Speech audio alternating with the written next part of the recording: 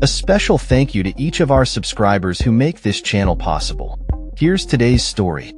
In a shocking incident that has sent ripples of fear and outrage across Colombia, Senator Miguel Uribe, a prominent right-wing political figure and potential candidate in the upcoming presidential elections, was shot and critically injured during a campaign rally in Bogotá this past Saturday.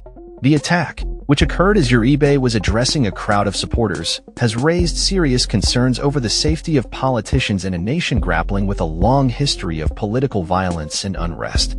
Senator Uribe, 39, was shot 3 times, twice in the head and once in the knee, by a gunman who has since been identified as a 15-year-old minor.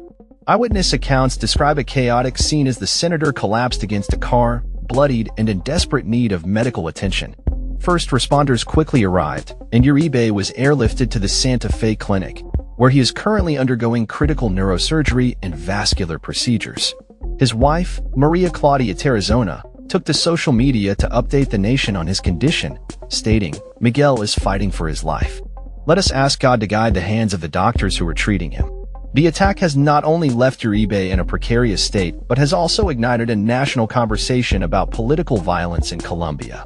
This incident is particularly alarming given the senator's status as a leading figure in the opposition Democratic Center Party, which has been vocal against the current leftist administration of President Gustavo Petro. The political landscape in Colombia has been increasingly polarized, and the shooting has drawn condemnation from across the political spectrum. President Petro himself issued a strong denunciation of the attack, calling it a direct assault on democracy and urging for a thorough investigation. He stated, "This act of violence is an attack not only against his person but also against democracy, freedom of thought, and the legitimate exercise of politics in Colombia." The police have made swift moves in the aftermath of the shooting, detaining the minor suspected of carrying out the attack and recovering a Glock-style firearm at the scene. Authorities have stated that they are committed to determining the motive behind this heinous act, with Defense Minister Pedro Sanchez announcing a reward of approximately $725,000 for information leading to the identification of any accomplices involved.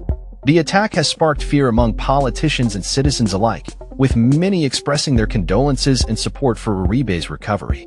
Outside the clinic where he is being treated, supporters have gathered, lighting candles and praying for his health. Carolina Gomez, a local businesswoman, expressed the sentiments of many when she said, "Our hearts are broken, Colombia hurts." This incident underscores the persistent threat of violence that looms over Colombian politics, particularly as the nation approaches the presidential elections scheduled for next year. Uribe, who announced his candidacy for the 2026 elections last October, comes from a politically influential family. His mother, Diana Tabi, was a well-known journalist who was tragically killed in 1991 after being kidnapped by the notorious Medellin cartel led by Pablo Escobar. The legacy of violence in Colombia continues to haunt its political landscape, and this latest attack on Senator Uribe serves as a grim reminder of the challenges faced by those in public office. As the nation holds its breath for news on Uribe's condition, the call for unity and peace in the face of such violence has never been more urgent. The political discourse surrounding the attack has also led to accusations from U.S. Secretary of State Marco Rubio, who attributed the violence to the violent leftist rhetoric coming from the highest levels of the Colombian government. This has further intensified the already heated political climate in the country. As the investigation unfolds, Colombians are left grappling with the implications of this attack on their democracy and the safety of their leaders.